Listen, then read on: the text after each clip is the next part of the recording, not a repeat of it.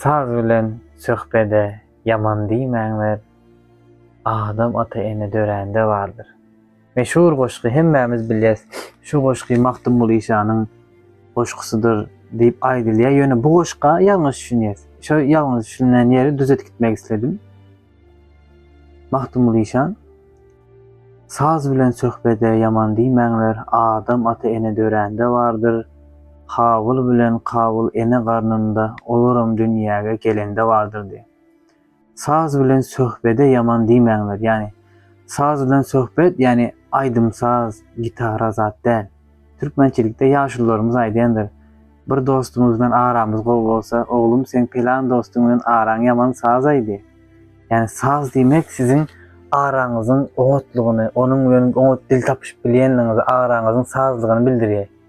Suhbedem, yani es-suhbe, yani dostluk diyen manisi, asıl manisi Arap kökeninden gelen söz dostluk. Araplar öz dostuna sahbi diye.